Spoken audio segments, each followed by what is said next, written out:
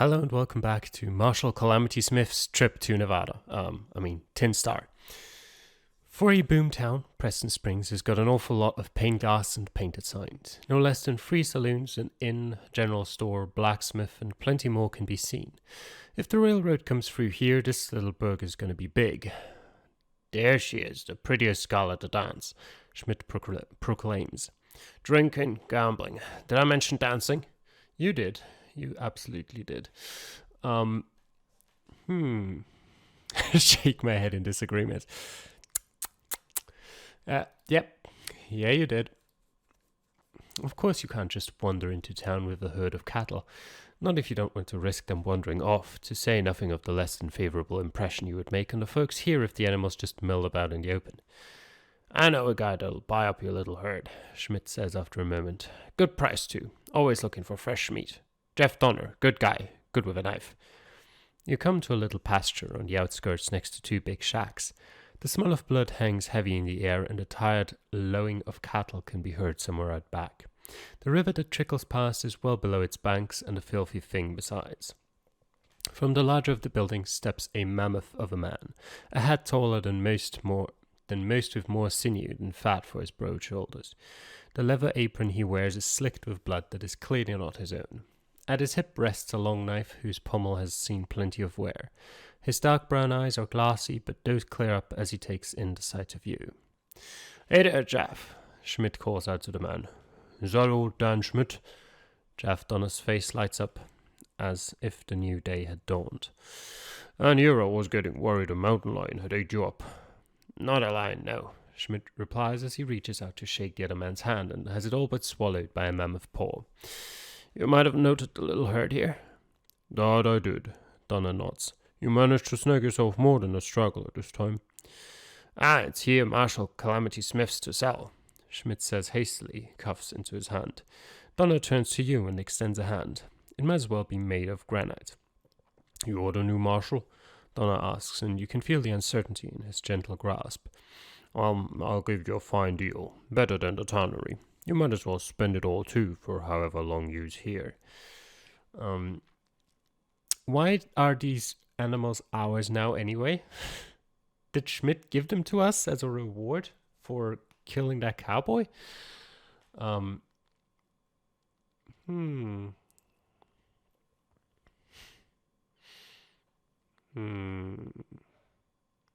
Yeah, just look after them. I suppose I could keep them a time, and I'm set up for it. Donner shrugs his big shoulders. I'd have to charge you, of course. Yeah, do it as a favor.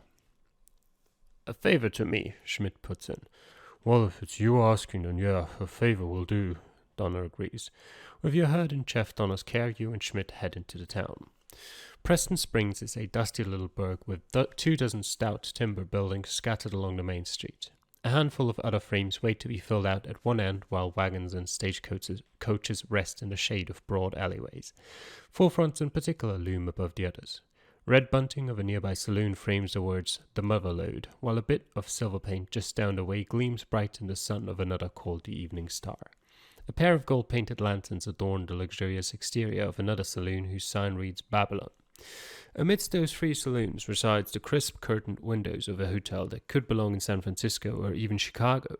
The sign above the entrance, meticulously painted in elegant sweeps of cursive script, reads Grand Haven Hotel. A general store, smithy, stables, and a gold exchange round things out. Plenty of other woodboard buildings don't have signs at all and look a lot more like residences. There are not a lot of people in the streets during the midday heat, but a rough-shirted prospector staggers across with a bucket of beer, balanced precariously in hand and a ladle in the other. An empty pouch looped round his neck. His hat is pleasantly askew above a sharp widow's peak as the former shades his sun-creased features. Without being prompted, he mumbles a little loudly about how his drunken feet are trying to do him in.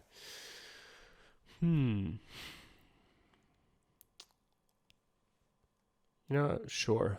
Let's ask Schmidt about the town. You got it, friend, Schmidt says and nods eagerly. What do you want to know about it?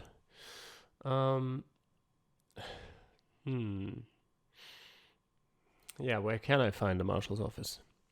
Down the way. Schmidt motions off down the street. Question is, how much is still left standing? See, people were prying boards off last time I left. Is lumber that hard to find here? No, but it's expensive, Schmidt shrugs. And some people don't like paying when things could be free. Where's the sheriff? Schmidt gives a little cough. To be honest, there ain't one. Not a real one, anyway. Sounds wonderful. Let's move on. Fine by me, Schmidt shrugs. Sure. Is there a church? Yep, an old Spanish mission out yonder. Schmidt points out beyond the town. You can just see a bit of it there, the white stone. Not in town exactly, but I've managed to walk when drunk more than a few times. Quiet place, good friars. Yeah, sure. Tell me about the Mother Lode. Great place. Mother Maddie lets anyone in so long as they mind their temper and got a little coin to spend. Drinks, dancing, gambling. The three things a prospector wants when he's relaxing, Schmidt explains. Mind you, some unsavory types drift in on occasion, and there's been more than a few fights, but what kind of a saloon would it be without them? Okay, what's the place called the Evening Star? Ah, them stuck-up gollywallers. Schmidt waves away the very idea. Mr. Ellis wants you to dress tidy just to walk in the door. Damn hard to do when you're living out of a saddle roll or don't got no Sunday best on account of a pair of thieving raccoons. Did I ever tell you about them bastards? A glance down finds the reminder that Schmidt is indeed a mountain man. Fry's patched pants lie below a rough-knitted shirt, a size too large for even him, with plenty of old stains from blood to grease and more. Now they do got lots of cards and games in such an Evening Star. Wine too, but who needs wine when you've got beer? Schmidt asks rhetorically. A saloon down yonder. Babylon? It certainly is, Marshal. They put it last, but it's the best. I mean, the Lode was here before anything. The Star went up next. But the Babylon is a bit of finery. Maybe too much for a town like Preston Springs, Schmidt suggests. Schmidt nods toward the stained glass of the Babylon. They brought that in by stagecoach, packed up in 3 sheep's worth of wool. It's almost like a church in there, a church with a piano. Yeah, tell me about the Grand Haven Hotel. Oh, it's great, Schmidt says. I stayed in there early on. Fresh sheets, warm blankets, and these pillows you can really sink into. Getting a room means you get to take a full bath, and there's fine victuals for breakfast, not just biscuits and coffee. A bank? Nope. Schmidt replies readily. There's one over in Salt Lake, but no one's saving around these parts. So does that mean we're relatively close to Salt Lake? What do you do for fun? What don't we do? Schmidt asks with a fond grin. Drinking, dancing, cavorting with soiled doves and gambling. I love the wheel. Every spin could roll me in riches. And who calls the shots? That'd be G.T. Preston. Man owns a little bit of everything except the slaughterhouse and the Oriental. But he's been fixing to grab both those, Schmidt explains. At least Jeff Donner said that were how it is, and I don't doubt him none. And the tannery? Ah, them Winthrop boys run it. Nasty piece of work, them. They've been harping on Jeff Donner, trying to get him to sell his slaughterhouse to them. They call it smoothing the road, but it ain't that. Not when they buy you a beer just so they can pour poison in your ear about a friend, Schmidt says, and absently clenches a big fist. Remember that when you go talk to them, fellas. All right, it's enough for now. Schmidt shrugs and absently pats his little pouch of gold. I suggest a drink or two. All right, sure. Let's go into the saloon and mingle with the inhabitants of this town. The wood planks creak beneath your boots as you step toward the saloon doors. Suddenly a shot rings out from within and a foul invective roils up afterward. A bleary-eyed man in a solid blue shirt and trail trousers stumbles out through the swing doors of the Mother Lode saloon, and a whiff of gun smoke follows. He stumbles as he slips around you, clutches at his shirt collar where it has been recently sundered along the length, like as not by that shot you just heard. Miss Carroway, I was just trying to help, he all but yelps over his shoulder and then ducks as the cold clack of a revolver calls out from inside the saloon. Go fall in a well. A woman snaps back like a length of wet rawhide. The man hurries off, heedless of anything but escape. This ought to be fun, Schmidt offers over softly. I'd stay out here if I was you. That girl sounds like she don't want company.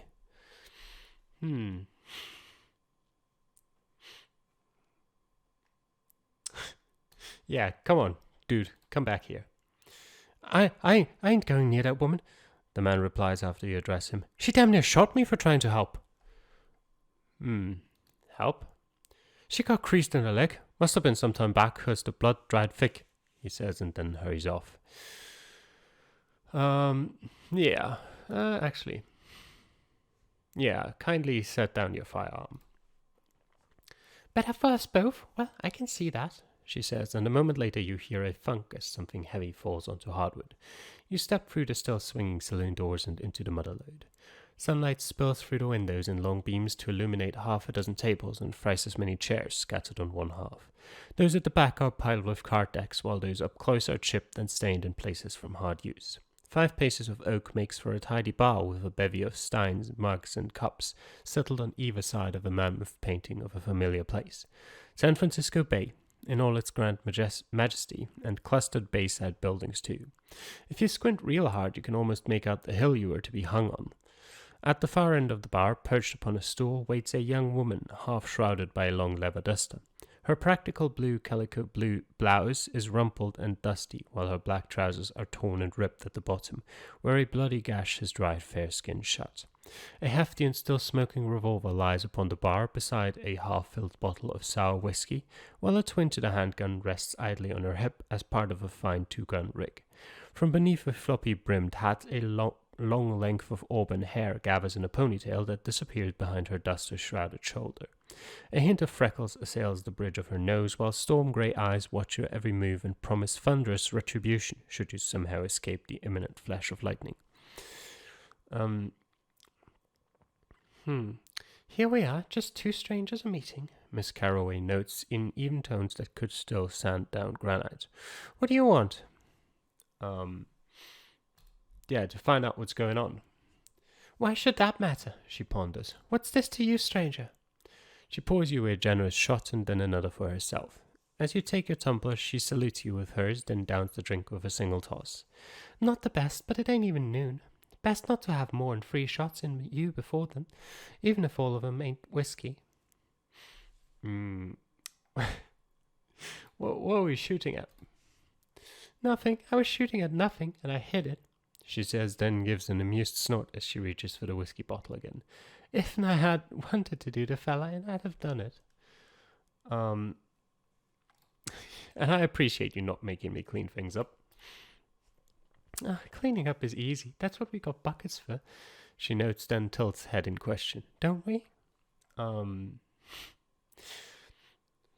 Try and gun her down. But I'd hate to stain a bucket like that.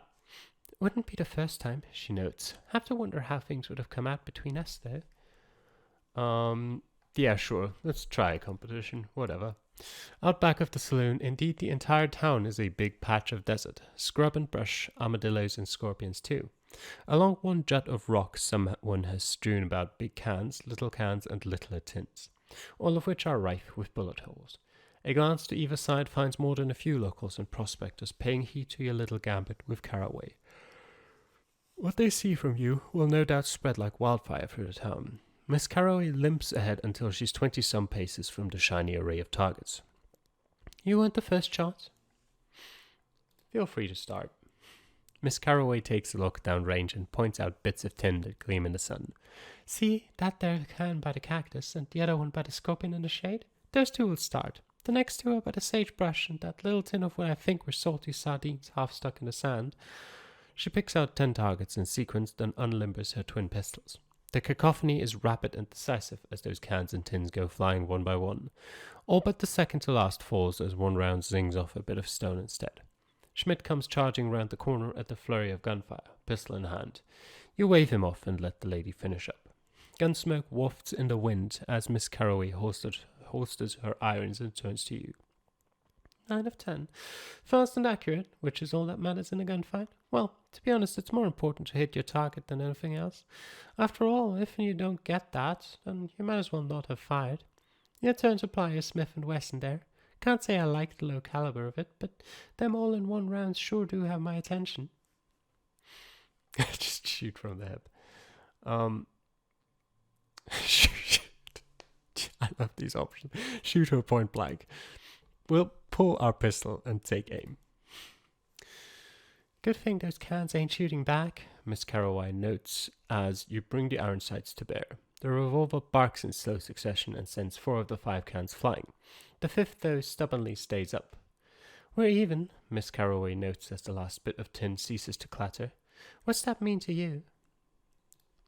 Yeah, we're not arresting her. No, she asks and cocks an eyebrow. Well, maybe you ain't what I thought when I first got a look at you. If you want to have a drink, you know where to find me. The honor is increased, law and order slightly decreased.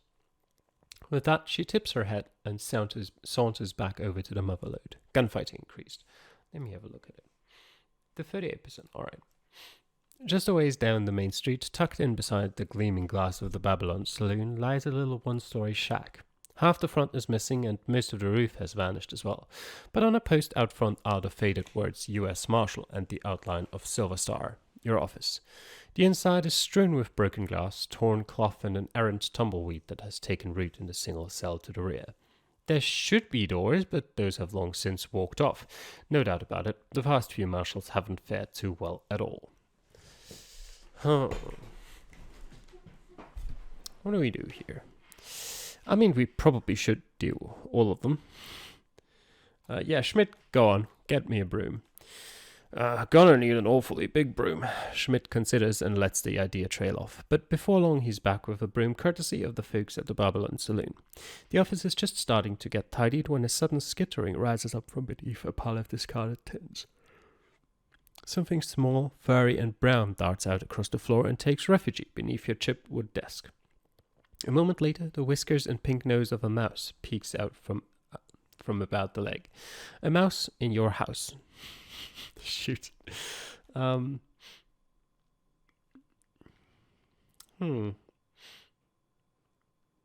we're watching it.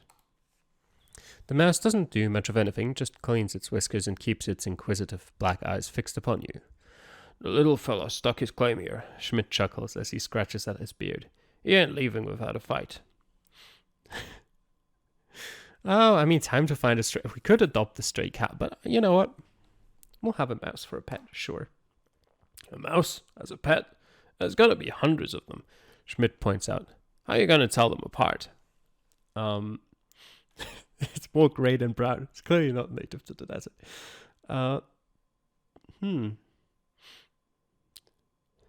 Sure. It's chubby. It's clearly more curious or clever than the rest. The mouse needs a name, even if it never notices when you call it. Schmidt eyes the mouse for a long moment. Mice ain't cute, not after you find them looting your pack and getting into everything. And they poop everywhere. If you're gonna call it anything, call it mouse or house mouse to be precise. Certainly you'll have to name the mouse something, even if only for your own peace of mind. Well, naming it something special. It's gonna be called Mousy. You set up a box for Mousy, who immediately tries to scramble out, the ungrateful wretch. Gratitude spurned, you set to work on the office. But just as the cobwebs begin to clear, a long shadow falls across the boardwalk just outside. There, a lean rake of a man slouches against the setting sun, with his hat pulled low and a hand on a revolver high up in his waistband. A gunfighter, and he's aimed himself directly at your office. Marshal, he calls out in imperious tones. I'm Jack, Tumbleweed Jack, and I'm here to avenge my brother. Come on out here. That fella, Schmidt sighs. He thinks he's the only one who's ever lost family. How would he know? He never listens to anyone but himself.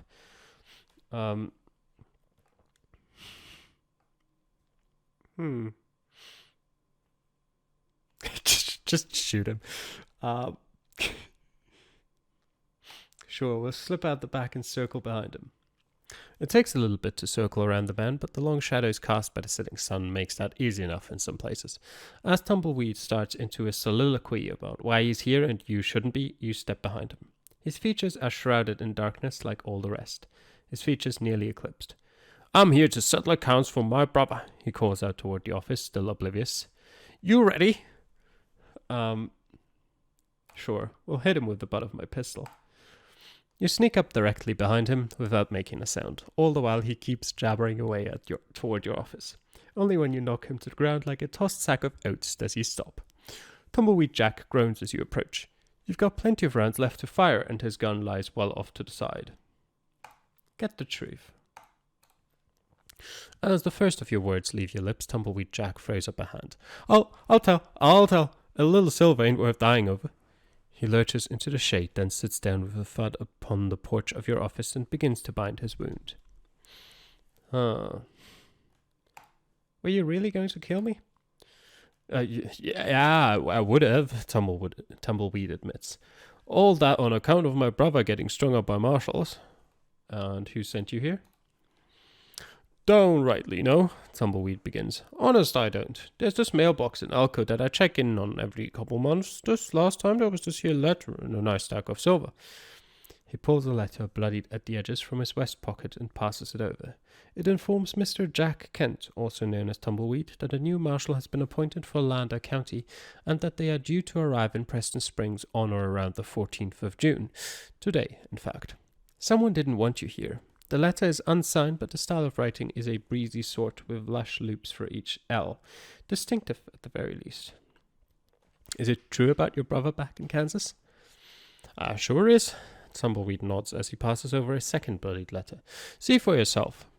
It is an old bit of parchment adorned with thick black ink that flows in a sweeping cursive style that approaches the monks of old. It is from his mother, and details the sad death of his brother at the hands of 4 marshals. An odd spelling there, but then the lady had clearly been raised in the South and their conventions have always been unique. However, said your brother had been strung by 4 marshals? Tumbleweed Jack nods. Yeah, 4 marshals did him, and it says right there. He readily points to that part of the letter. Marshall spelled with 2 L's and capitalized. That could be a family name, couldn't it? Yeah, there are a few around. Tumbleweed's eyes abruptly dart about in sudden and terrible understanding. Those 4 men were from the Marshall family, weren't U.S. Marshals? His breath comes short as the implications sink in. Perhaps you best write your mother back for clarity. I killed 3 men, he sputters. Dear Lord, what have I done? Then he begins to cry. By the time he recovers a shred of his wits, the sun has set. I promise to make amends, Tumbleweed Jack tells you without reservation. Whatever you need, I'll do. Well, that's all I need to know. Tumbleweed Jack, a known murderer who came to run you off or shoot you down, sits before you and awaits judgment. Yeah, go on, go to Alco. Investigate the postbox. We're getting some use out of him. You want what? Tumbleweed Jack blinks in astonishment. I killed 3 men and you're letting me do what?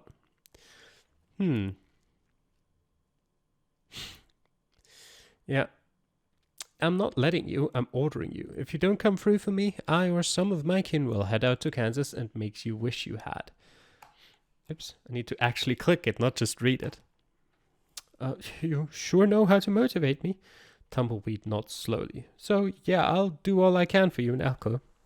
He leaves for Alco straight away and rides off into the dusk. You spend the whole night listening to the ruckus from the nearby saloons, wondering if you'll have to follow through on the threat. Kansas is a long way away. Morning comes, and with it breakfast. Hardtack is always around, but the best way to eat it is with bacon grease. Coffee is always a good start as well, which Schmidt is more than willing to brew himself. You're just getting started with things when a young boy of about 7 winters scurries up to your lack of a door and gives a knock. Marshal? He asks in a quiet voice that bears just a hint of a lisp. I got this note for you. The child passes over a simple slip of white paper folded clean along the center and dry as a bone. The words are simple to read. Kindly come to the Babylon for breakfast. The note is signed J.T. Preston. Breakfast at the Babylon? They'll have a regular buffet, Schmidt notes fondly. When are we going over? The messenger boy races off and leaves you with the note in hand. We're waiting a little while. You pause to finish your coffee and mind the dregs before you step on over to the Babylon. With a name like the Babylon, you expect the air of the exotic, and you're not disappointed. Colored glass windows turns the sunlight interior into a blind man's crazy quilt with shifting pools of radiance that dance along the length of the mahogany bar. 1,001 bottles of brown glass, each filled with varying spirits, line the far wall upon a black velvet blanket. A full silver mirror perches above the whole of that and reflects the glory of it all right back down. The scent of incense, jasmine, and cinnamon fills the air. A faint harmony of wind chimes sings out in a passing breeze, and beneath your boots there is not a hint of sand or dust. If I was going to die, I'd want to die here, Schmidt says as he basks in the grandeur. At the far end of the saloon waits a table complete with a white lace cover and polished silverware. The man ensconced at the head of it wears a lion's grin as he regards you. You must be Calamity Smith, the new marshal, he says knowingly as he leans back in his chair and brushes idly at a trimmed moustache. And I, of course, am J.T. Preston, founder of this happy little town. I heard some gunshots earlier. I hope it wasn't anyone I knew. Ivory-touched cufflinks clink at his wrists, while a solid gold pocket watch rests comfortably in his silk-trimmed vest. Below the table, buff black shoes meet hand-pressed suit pants. If the man suffered to bring this town into being, he certainly hides it well. A quartet of rough-looking men in dark brown dusters idly sips at coffee near the entrance. 4 potent shotguns rest on a shelf nearby, bodyguards by any other name. Come, have a seat, Mr. Preston says and motions you over to his table. Miss McMurphy makes a mean set of hash, so feel free to fill a plate. Preston glances behind you and spies Schmidt. Of course, Mr. Schmidt would be welcome to sit and eat as well. As a former candidate for sheriff, I bear him no ill will. Indeed, so long as he remembers what a fork is for, he would be welcome in the Babylon. Schmidt coughs into his hand and says softly to you, I was drunk as a skunk last time.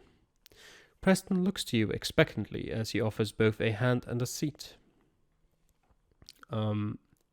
Sure. Haven't you asked around about me? I ain't setting you up for anything. After all, I don't know you yet. Preston says with a kindly smile that doesn't reach his eyes. Let's talk about you, shall we? Preston begins. You were pretty quick about coming out. A steady rider, I'd figure, but I haven't heard much about you. I hope you are interesting, because I've had more than enough boredom. You can tell he's got a lot to say. Sure, go on. He takes a sip of his coffee and dives right in. I made some inquiries, Marshal Calamity Smith, and near as I can tell, you've lived a sheltered life. Naturally, I find that hard to believe. There is something in the works here, something I can't see, and that bothers me. Do I look like I care? Well, as long as your bothers don't get in my way, we'll do fine. Yeah, about that. Preston reaches into a vest pocket and pulls out a tin sheriff's star, one not so different from the kind you yourself wear. He sits it down, taps one edge, and sends it spinning. Do you know the difference between a marshal and a sheriff? They both get a badge, but the sheriff has to drink more coffee since he's got to mark his borders more often. Preston explains. Maybe that's why the people of Preston Springs saw fit to make me their sheriff. Schmidt looks up from what is left of his bacon and hash. Better you than me, J.T. I felt the same way. Alas, I did not have the option of refusal, Preston replies. I take it you are discerning in your enforcement? I am indeed. I do not wear the badge, and I do not patrol the streets. People here need to be able to do what they want and pay for it.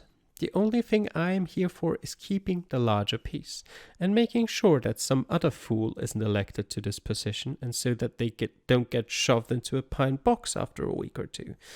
Preston explains calmly, and then the badge then clatters to a halt upon the table. I think you know the troubles that have plagued this town. Gunfighters come a-calling, or tempers flare, and pistols appear. We had 4 sheriffs in rapid succession, and just as many marshals too. Not a good time to be a lawman, though Mary, our gravedigger, would no doubt dispute the point. A lady wearing a spotless white apron to match her fair skin strides over with a fresh platter of bacon and potato hash. A set of scrambled eggs lies on a second plate, while a third sports lean little sausages. Her long blonde hair is bound up tight in an intricate French braid, and cool blue eyes regard you briefly in passing. A proper bustle and full powder blue linen skirt rounds things out. If not for the saloon, you could readily imagine her in an East Coast salon. Marshal? She nods slightly as she goes about things. Thank you, Miss McMurphy, Preston tells her. Things were looking dire here. You know, I hate when you tease like that, she replies as she nimbly steps away from him and heads back to the kitchen. Once she has departed, Preston lets out a little chuckle. Don't let her fool you. She loves running this place. That's why I made her my partner. For the Babylon, anyway. Now, where were we? Oh, right, Tumbleweed Jack. What's there to say about him? I dealt with it, man. Dealt with? I hear cards when you say it like that. But yes, you sent him off for reasons I don't fully understand, Preston notes. You know a lot about me, but I don't know much of anything about you, Mr. Preston. That's true, Preston nods amiably. How much of my particulars do you have time for? Steer him towards the particulars. Yes, who has the time for long-winded stories when there is business to be done? Suffice to say, I grew up in South Carolina under a father who should never have left the army. Indeed, when secession reared its ugly, he dragged me with him to enlist. I adapted well. All the regimentation was just like home. Well, except for the games of chance that drew me like a moth to flame. It was almost worth seeing the terrible side of war, first at Blackburn's Ford and then at what they now call the First Battle of Bull Run. My father was in no condition to enforce his will upon me, and so I let my enlistment expire and pursued my newfound love of gambling. Preston lets his fingers tap out a peculiar rhythm atop the table. The tune is one that only he seems to hear. It took several years, but I eventually won such a pot that I could no longer drift idly through life. No, as I rode off, I knew I needed to do something more concrete with my life. That night, I dreamed of a city in the desert that catered to my vices even as it displayed my virtues. I rode west, came upon this little spot. It used to be called Sweetwater by the Shoshone, and deservedly so. I built the town, cajoled the populace to settle in, and renamed it in my honor as Preston Springs. Preston sips at his coffee and regards you with a weighty glance. Marshal, I would like there to be an understanding between us, an arrangement to a mutual benefit. Do you understand what I am offering? Nope. No idea what you're saying. Yes. A partnership. Sure. It would be an insult to call it a bribe, even though that is what it is.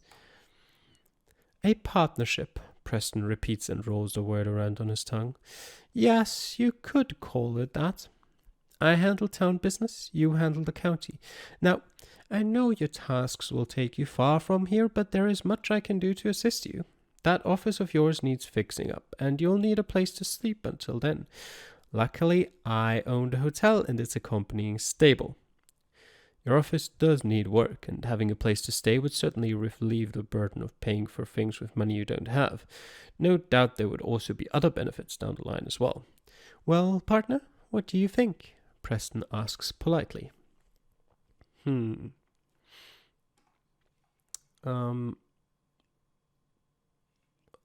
think we'll get along fine. Preston's offer hangs in the air between you as he holds out a hand for you to shake. A sealing of the deal. Your non-interference in town matters in exchange for his fiscal backing of you as marshal. It promises to be a step up from nothing. After all, a marshal's salary isn't much, especially as everything from California has to be brought in via stagecoach. Heck, you may even be able to afford a deputy eventually. Sure. There we are, nice and neat, Preston says as he clasps your hand. I'll set about things as of today. Preston walks with you toward the saloon doors. Harsh sunlight drifts in, mars the brightly colored streaks of the stained glass of the Babylon windows. His 4 deputies set down their coffee cups to watch their boss conduct you out. Schmidt grabs up a bit of toast and folds it into a pocket before he hurries to catch up. It was good to meet you, Marshal, Preston begins as you reach the swinging doors. I am pleased that you saw sense. Not many people understand how things are out here. I hope you will be able to sustain our pleasant relations from this day forward. Schmidt absently rubs his hands on his trousers. His rough and sun-dark fingers seem to be caught in mid-itch. Sorry to have to bow out, Marshal. Oh, is that still him? Okay, no, it is Schmidt. But I got pants to buy and a claim to look after. That gold won't sift itself. Yeah, I hope we'll meet again. Here's hoping. Schmidt says, then waves, and then departs. And that will be the end of chapter 2, as well as the end of episode 2. I think that's probably how it's going to be going forward as well. 1 chapter an episode seems to fit fairly well with time constraints right now. So I hope you enjoyed the episode. Thanks for watching. I'll see you guys next time.